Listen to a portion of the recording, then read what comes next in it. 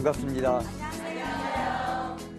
저는 우리 CTS 기독교 텔레비전에서 3대째 목사 간증을 해달라고 이렇게 초청을 해서 나오게 되었습니다. 저희 할아버지 목사님께서는 1960년대부터 70년대까지 대부흥의 역사를 일으켰던 양춘식 목사님이시고 인천 성광교회를 담임하시다가 하나님의 부르심을 받고 소천하셨습니다. 그리고 또 저희 아버님 고 양용주 목사님께서는 청파중앙교회에서 25년간 심호하시다가 이제 하나님의 부르심을 받고 8년 전에 소천을 하셨고 한국기독교 총연합회 공동회장과 그리고 또한 대녀스교 장로회 대신교단 총회장을 2번 역임하셨습니다. 그리고 또 한국장로교회 총연합회 회장님을 역임하셨고요. 또 저희 작은 아버지께서는 해외선교에 굉장히 유명세를 떨치고 있습니다. 양치호 목사님이라고 인천 성광교회를 담임하고 계시고 저희 또 육촌 형님께서는 대전 영광교회에서 심호하고 계시는데 제가 저희 가문을 좀 얘기하려고 했더니 딱히 생각나는 게 딱 하나밖에 없어요. 건망증이 심한 가정. 제가 저희 고모들한테 오늘 아침에 전화를 해가지고 고모 혹시 할아버지 제가 태어나기 전에 뭐 재밌는 혹은 아주 감동 어린 간증거리 있습니까 했더니 기억 안 나 그러더라고요. 저희 고모들이 국내 유명 대학들을 나온 아주 인텔리전인데 건망증이 굉장히 심합니다. 어느 정도냐면 저희 오촌 저희들이 청주 양씨니까 청주의 집성촌인데 우리 고모 중에 한 분이 계단을 내려오다가 꽈장하고 넘어졌는데 넘어졌다 일어났는데 가만히 서 있는 거예요.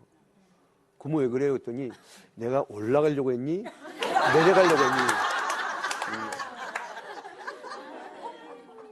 저희 할아버지 목사님께서는 건망증이 심한 데다가 성격까지 급해가지고 신방을 가는데 신방 가방이 없는 거예요. 여보 신방 가방 빨리 갖고 와. 이 권사들이 뭐 하는 거야? 목사님 신방 가방 하나 챙기지 못하고 가방 못지도 없나? 막 이런 거예요. 그런데 화가 나셔갖고 결국 못 찾고 에잇 하고 나가는데 한 손에는 뭐가 보이고 한 손은 빈손이고 한 손에 뭐가 보이고 가만히 보니까 이게 신방 가방이더래요. 저희 할아버지 목사님께 60년대 70년대 부흥회 다니면서 이 예언은 하도 많이 하셔갖고 한국교회 유명한 이야기가 되었습니다. 그런데 이제 저희 할아버지 목사님께서는 또 성격도 급하다고 말씀드렸잖아요. 어렸을 때 평양에서 여러분 김믹두 목사님의 안악산골 책에 보면 저희 할아버지 목사님이 등장하는데요. 할아버지 목사님이 어렸을 때 성격이 얼마나 급했냐면 개가 동네 개가 가서 물더래요. 물리면 우리가 보통 도망가잖아요. 근데 저희 할아버지 목사님은 개하고 같이 개를 물어버리더래요. 큰 개를. 같이 물어가지고 개가 져갖고 도망가더래요. 굉장히 강한 성격이셨는데 하나님이 그런 강한 성격을 준 이유가 한국교회 대붕의 역사를 일으키라고 그런 베드로와 같은 기질을 주지 않는가 이렇게 생각을 합니다. 그런데 저희 할아버지께서는 고 양춘식 목사님께서는 보통 월요일날 새벽 기도회를 마치면 무조건 이 부흥회를 나갈 준비를 하고 금요일까지 부흥회를 나갔습니다. 부흥회를 나가면서 월요일날 저녁 7시부터 시작되면 저녁 7시에서 10시 반까지 아마 오늘날 3시간 반 목사님이 설교하면 아마 시험 들 사람들이 대부분일 겁니다.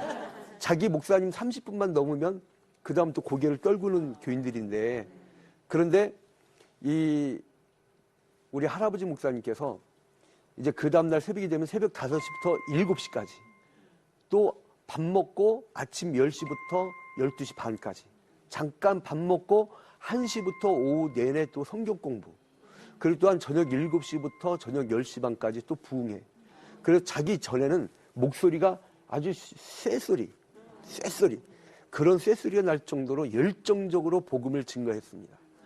그러한 열정을 가졌기 때문에 한국교회가 이렇게 부흥되지 않았는가. 중부권 일대에 대붕의 역사를 일으켰던 저희 할아버지 목사님이고 27개 교회를 개척하셨고요. 충남 서천군 장항읍에서 이제 목회하시다가 갑자기 어느 날 인천으로 가자 그러더래요. 왜 그런가 했더니 하나님께서 그 당시에는 주계장막이라고 해서 중국이 개방되지 않았던 당시입니다. 활짝 열릴 거라고. 비행기도 엄청나게 떠다닐 거라고. 그러면서 무조건 인천으로 오셨대요. 그 벽돌 하나를 놓고 기도하면서 하나님 이곳에 큰 주님의 성전을 지어달라고. 우리 할머니가 얼마나 한심스럽겠어요. 옆에서 보면서 자식들이나 굶기지 말라고 그런 표정으로 봤겠죠. 근데 저희 할머니가 굉장한 또 가문의 분인데 설성동, 그러니까 설자, 성자, 동자 그 할머니가 그 개성 출신이고 그 집안이 거의 다 의사들이에요. 굉장히 고급 가문에서 이렇게 가난하고 배고픈 목회자의 가정에 시집을 왔으니 얼마나 힘들겠어요. 또 생활비도 제대로 갖다 주지 않고 그 돈이 생겼다면 고아나 아니면 가난 신학생들. 그래서 옛날에 대한신학교라고 야간에서 저희 할아버지 장학금을 받고 공부한 사람들이 굉장히 많습니다. 그들 중에는 지금도 저를 돕겠다고 갚아야 된다고 이제 이런 분들이 있습니다. 그래서 선친들이 씨를 많이 뿌려야겠구나. 그래서 저는 거저 먹는 것 같아요. 목회도 거저 먹고 자꾸 거저 먹다 보니까 이마가 자꾸 휘어지는데 저희 할아버지 목사님께서 또 이제 아주 모범되는 일화가 있는데요. 교회에서 목회를 오래 하셔서 집도 없고 그러니까 그 당시에는 다 연탄 떼던 당시인데 할아버지에게 기름 보일러 집을 해줬어요. 1970년대 기름 보일러면은요 대단한 부잣집이에요. 큰 2층짜리 집을 지어주고 이렇게 드렸는데 다음날 재정부가 보니까 헌금 봉투 안에 집문서가 있더래요. 저희 할아버지 목사님이 그걸 다시 바친 거예요. 그래서 뭐냐면 목회자는 교회만 있으면 되지 교회는 사적 재산이 있으면 안 된다. 목회자는. 그래서 저희 할아버지께서 돌아가셨을 때에 남긴 재산이 없어가지고요. 저희 작은 아버지하고 고모들하고 저희 아버님이 얼마나 화목한지 몰라요. 그래서 여러분 우리 성도들의 자녀들이 화목할 수 있는 비결이 하나 있습니다. 그건 뭐냐면 재산 안 물려주면 돼요. 요즘에는 등기를 빨리 넘기면 고리장 당할까 봐 안 물려준다면서요. 그런데 제가 비법을 하나 배웠습니다. 안 물려주면 자녀는 화목합니다. 뭐 갖고 싸웠냐면 할아버지가 쓰던 성경책 누가 갖고 갈 거냐. 그거 갖고 조금은 언성이 높아졌다고 하는데 아무튼 그래서 저는 이런 할아버지 목사님을 모시고 있었다는 것 자체가 인생의 성공이 아닌가. 인생에서 무슨 성공이 어디 있겠습니까? 그리고 또 저희 아버지 목사님께서는 6.25 전쟁 때 남매들이 죽고 굉장히 힘든 고생을 하면서 이제 자라왔는데 저희 아버지 목사님께서 고아하면서도 좀 머리가 좋았나 봐요. 근데 이제 저희 아버님도 건망증이 굉장히 심합니다. 교인이 왔고 목사님 죄송해요. 제가 그때 너무 실수한 것 같아요. 그런데 저희 아버님이 활짝 웃으면 괜찮다고. 근데 저한테 뭐라 하시면 그런 일 있었니? 하고 물어보는 거예요. 그러니까 기억 자체를 못 하시는 거예요. 그러니까 저희 가문은 대대로 건망증의 가문. 저는 그렇게 얘기하고 싶은데 저희 아버지 목사님이 또 목사님 된 계기가 있습니다. 원래 육사 진학하려고 이제 준비를 하고 있던 차에 이제 육사를 진학하게 됐죠. 이제 입학만 하면 되는데 저희 아버님께서 갑자기 결핵에 걸린 거예요. 그래서 당시의 결핵은요 많이 죽어나갔습니다. 그래서 하나님 한 번만 살려주면 우리 아버지 그러니까 지금 저희한테는 할아버지죠. 양춘식 목사님의 말씀대로 목회길 가겠습니다. 라고 기도했더니 일주일만에 낫더래요. 그래서 저희 아버지 목사님께서 하신 말씀이 내가 지금 목회하는 것은 살려고 한다. 살려고 한다. 그래서 항상 나는 살기 위해서 목회한다. 이제 이런 말씀을 하셨는데 그러다가 이제 전북 군산시 옥구군 신흥교회에서 이제 교회를 개척하게 되는데요. 그때 먹고 살기가 힘드니까 군산 비행장 잡부로 나가시면서 그 일을 안 하면 자녀들이 다 굶어 죽게 생겼으니까. 근데 그렇게 힘들게 하다가 못 견디신 거예요. 그래서 아버지한테, 저한테 할아버지죠. 양춘식 목사님한테 나 도저히 후손들 굶길 수는 없어서 이제 목회 관두겠습니다. 그 말 딱 하자마자 아랫배가 아프기 시작하는데 뒹굴었답니다. 근데 알고 봤더니 몸에 결석이 생깁니다. 그래서 할아버지 목사님이 위로의 말씀이나 위로의 기도가 아니라 오히려 혼냈대요. 네가 목회 때려치겠다니까 하나님이 친 거야. 너 그래도 목회 때려치겠니? 그러니까 아버님께서 절대 때리지 않고 끝까지 가겠습니다. 근데요, 그 다음날 소변을 보는데 돌이 이만한 게 뚝 나오더라고요. 그래서 저희 아버님이 뭐라 하시냐면 나는 살기 위해 목회한다. 그래서 저희 아버님께서 또 약물을 위해서 얼마나 정성을 다 쏟았냐면 지금도 그 아버님 밑에서 있었던 분들이 그때 돈 받은 게 너무나 커서 아들 목사에게 뭐라도 해주고 싶다고 그런 간증들을 합니다. 그러니까 가난한 사람들, 신학생들, 어려운 이웃들을 얼마나 많이 도왔는지. 그래서 돌아가시고 나서 우리가 또 사지가 없는 거예요. 그래서 저희 친형과 우리 누님이 서로 마주보는데 싸울 게 없는 거예요. 너무 화목한 거예요. 너무 행복한 거예요. 뭐 어떻게 하겠어요, 서로. 그래서 저 또 비법을 배웠습니다. 후손을 화목하게 만드는 방법. 유산을 물려주지 마라. 차라리 고아원, 양로원, 교회, 차라리 좋은 기관에다가 헌물하는 것이 더 낫지. 육선이 집에 그득하여 불화한 것보다 가난하여도 화목한 것이 더 나으니라. 저희 아버지 목사님께서는 또 한국교회가 분열되는 것을 안타깝게 생각하면서 이제 연합운동에 뛰어들어가지고요. 한국기독교 총연합회 만들 때 한경지 목사님과 함께 만들 때에 주춧돌 역할을 하셨고, 그리고 공동회장까지 하시다가 이제 하나님의 부르심을 받고 소천하게 됩니다. 그래서 나중에는 이제 전북 군산으로 할아버지의 명령에 따라 내려갔다가 다시 충남 서천군 장안금에 올라오셔가지고 목회를 했는데 거기에서도 목회를 열심히 해가지고 서천군에서는 제일 큰 교회로 성장시켰습니다.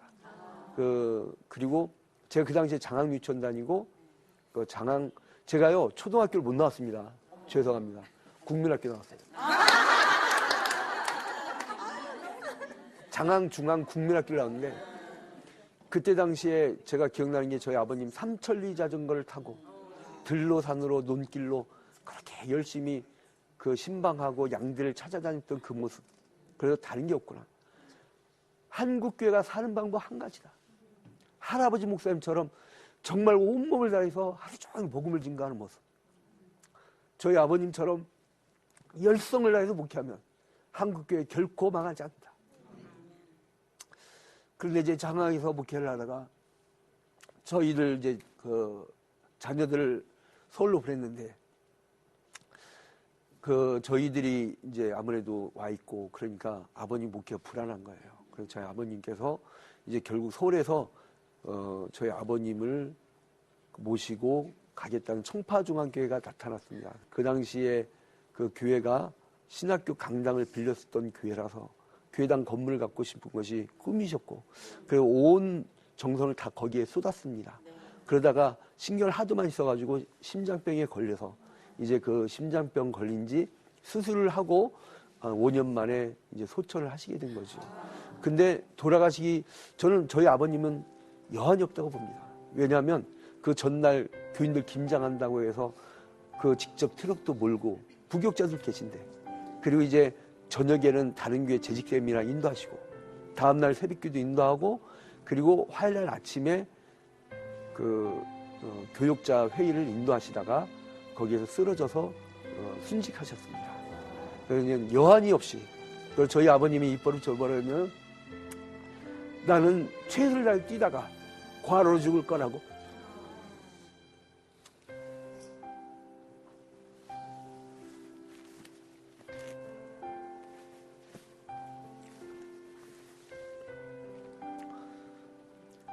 소원을 성취했습니다. 그래서 저는 나의 달려갈 길을 다 달려가고 내 믿음을 지켰으니 이 성과를 보면 저희 아버님이 생각납니다.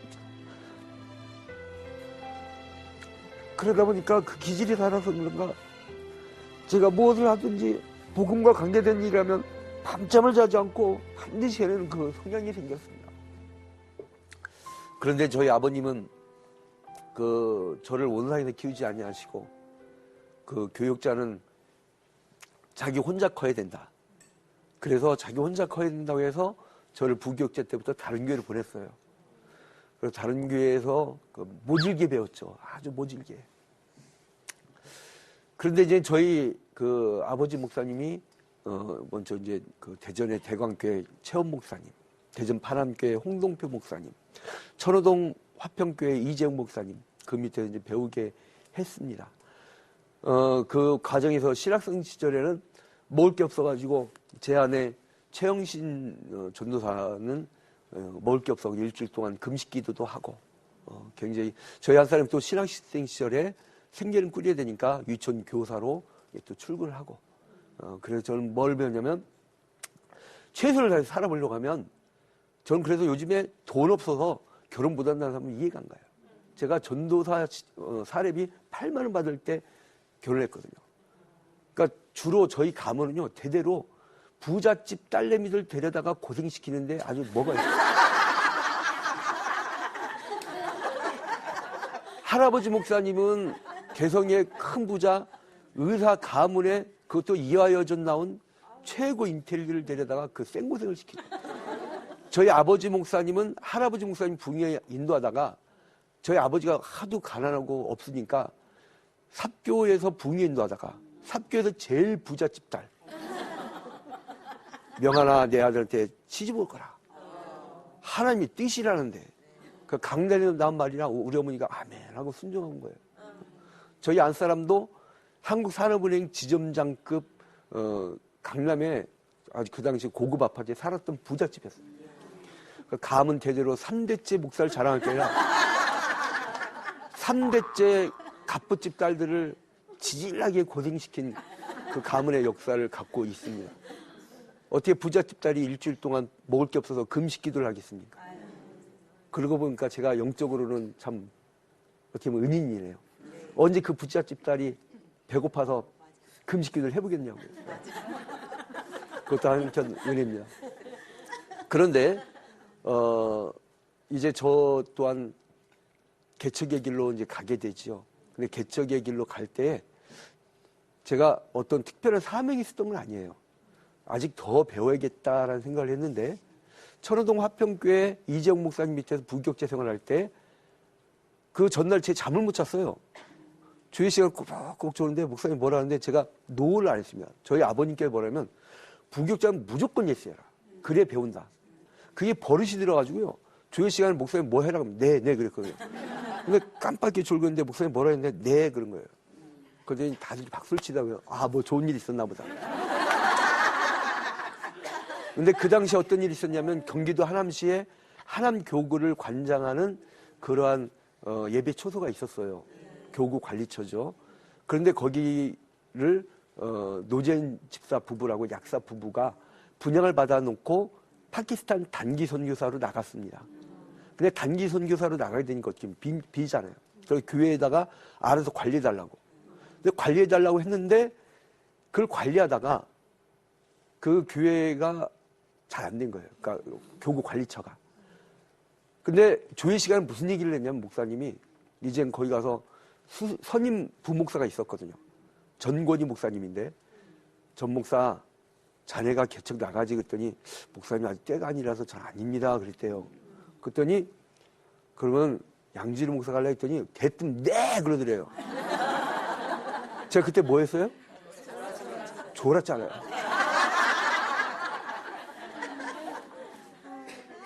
그런데 지금 지내어 보니까 우리가 전혀 느끼지 못한 사이에 하나님은 제가 조는 순간에도 하나님의 역사를 이끌어 가시더라고요. 제가 꾸벅 졸 때도 하나님은 개척의 역사를 펼쳐 가시더라고요. 그래서 이제 경기도 하남시 덕풍동 무학프라자에 개척을 나가게 됩니다. 근데 거기에 십자가 탑도 없고 외부에 간판도 없고 참 갑갑하죠. 안에 화평계를 조그만 하나 붙였는데 빌딩 안에 들어와야 그걸 볼 수가 있어요. 근데 처음에 보니까 탁자 몇 개 있고 앞에 구멍 뚫린 강대상이 있고, 그러니까 아이들이 주일학교 애들이 왜 놀 때 꼭 여기 밑에서 노는지, 또 애들 혼냈다가는 엄마가 시험 들고 혼내지도 못하고 꼭 이 강대상 밑에 애들이 쥐구멍을 좋아합니다. 쥐구멍. 근데 어느 날 피아노 학원 원장이 예배드리고 가더니 어떻게 피아노가 없는 교회가 있냐고, 그래서 피아노를 하는데 해주고, 또 이제 어떤 권사님께서 저희 교회 바로 옆에 찜질방이었었거든요. 그 찜질방에서 다른 큰 교회 권사님이 늦잠 잔 거예요. 주일날 10시 50분에 자기 교회 어떻게 가요? 그러니까 부랴부랴 저희 교회로 뛰어 들어왔는데 와보니까 한심스럽죠. 교회 간판이 있는데 휘장도 없고 아무것도 없으니까 이 양반이 그냥 하염없이 울더라고요. 그러더니 다음날 갑자기 어떤 업자들이 와갖고 막 줄자로 재고 막 그러는 거예요. 인테리어 업자를 불렀다는 거예요, 그분이. 그 휘장도 해주고. 그래서 저는 그 완전 맨손개척인데도 이상하게 하나님께서 까마귀가 물어다 준다는 게 뭔지를 알게 된 거예요. 그러니까 성경을 읽을 때 엘리야에게 까마귀가 물어다 준다는 그거 있잖아요. 그 역사는 지금도 하나님께서 펼치시더라고요. 여러분, 까마귀가 여러분 가정에 아주 까마귀 떼처럼 오기를 주님의 이름으로 축원드립니다. 네. 까마귀 떼가 온 거예요. 그래서 이제 그러다가 그 건물 자체가 이제 경매에 넘어가게 됩니다. 그래서 이제 다 쫓겨나게 돼 있는데 그때 방법이 없잖아요. 그 옥상 올라가고 얼마나 울었는지. 그때 그 전에 저희 아버님한테 전화를 드렸어요. 아버지 교회는 부자 교회잖아요. 아버지, 이번만큼은 도와주세요. 천호동 화평교회 이재영 목사님만 지금 3년 동안 그 지원 작정해서 그 교회만 도와주는데 아버지 그래도 양씨잖아요. 나도 양씨고 아버지 양씨잖아요. 그런데 아버님께서 하신 말씀 뭐냐면 나한테 전화하지 말고 너희 진짜 아버지한테 전화해라. 근데 저희 아버지는 앞번호가 0인데 저희 진짜 아버지는 번호가 아멘입니다. 그것도 끝에 꼭 예수님의 이름으로 기도합니다. 아멘. 방법이 없잖아요. 그래서 그 빌딩 옥상으로 올라갔죠. 무학프라자 옥상으로 올라갔고 80일간을 전교인이 작정 기도했습니다. 처음 개척할 당시에 아무것도 없으니까 새벽 4시에 집에서 나와서 저녁 10시까지 교회에서 밥 먹고 그냥 도는 거예요. 복도방도 가고 바둑 친구도 만들고. 안 한 건 딱 이거 하나. 이건 못하니까. 이거는 모범이 안 되더라고요. 복도방에서 보니까 젊은 사람이 나이 많은 사람한테 죽으세요 이러는 거예요. 도저히 그것만큼 배우면 안 되겠구나. 그래서 이제 이거 빼놓고는 다 해본 거예요. 다 전도를 위해서랑. 3개월을 열심히 전도했더니요. 한 45명 출석을 하더라고요. 처음에. 근데 그 당시에 이제 옥상에 올라가서 기도하기 시작하는데요. 전 놀란 걸 체험했습니다. 인간 난로를 경험했어요. 우리가 얼마나 절박했으면, 얼마나 뜨겁게 기도했으면, 저희 안사람도 같지만 기도하고 나니까 수북히 쌓였던 옥상의 눈이 제 주변에 이렇게 녹은 거예요. 우리 주변에. 그렇게 맨날. 그래서 거기 하늘 향해서 주여 주여 외쳐. 주님 살려달라고. 주여 주여. 주여밖에 할 소리가 뭐가 있겠습니까? 마치 애굽 땅에서 히브리인들이 외쳤던 그 고함처럼 그냥 주여만 친 거예요. 근데 저 밑에 동네에서 경매에 넘어간 빌딩 옥상에서 주여라고 안 들린 거예요. 그 사람들은 죽여 그러더라고요. 그 민원이 들어왔습니다. 자꾸 민원이 들어오니까 주인이 내가 옥상에 져줄 테니까 제발 그만하라고. 그래서 교회당 50평, 선교관 50평을 이렇게 지어줘서 선교관에다가 그 당시 IMF 당시에 실업극복 국민운동본부, 하남광주운동본부 공동대표를 맡으면서 그 실직자 자녀들 중학생들 50여 명을 교육시켰었습니다. 외대 그 동문 아이들이 와서 해주고 또 고대 동문 쪽 이제 이런 사람들이 와서 도와주었죠. 그런데 그 아이들이 사고를 치고 말았어요. 교회 전화 060을 막 돌린 거예요. 왜? 공짜니까. 막 돌려가지고 그 어려운 개척교회가 전화비가 어마어마한 수백만 원 나오니까 우리 재정부 순종 잘하는 사람들이 다 시험이 들어버린 거예요. 이제 아무튼 그렇게 열심히 또 사역을 했었고, 그러던 와중에 또 우리 로컬 처치, 즉 지역교회 현재는 초유화평교회지만 당시 하남화평교회였어요.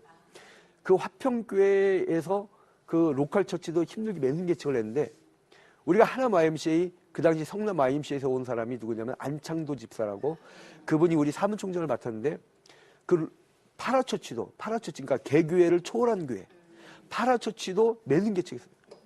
그 다음에 YMCA 만들자는데 제가 그랬죠. 저랑 마인드가 같다고. 그럼 목사님 많이 밀어달래요. 밀어는 달라고 하는데 개척교회 목사가 뭐가 있어요? 그래서 둘이 손잡고 기도하자고 했죠.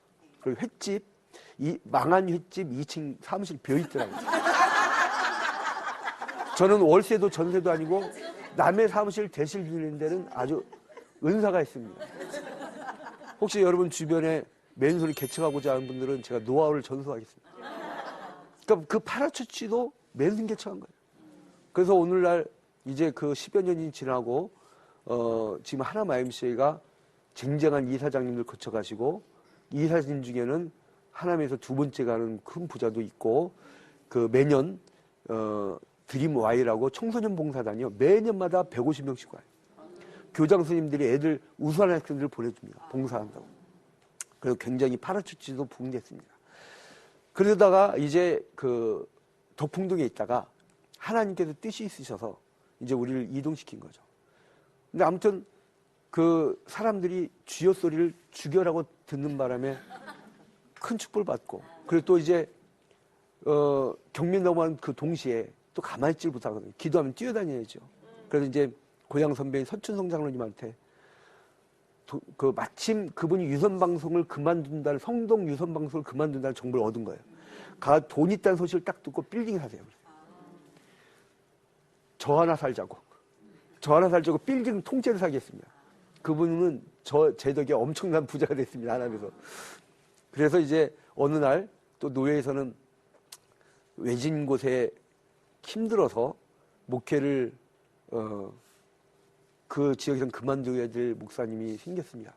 그래서 거기로 가는 게 어떻겠느냐 물어보더라고요. 그래서 우리 교회랑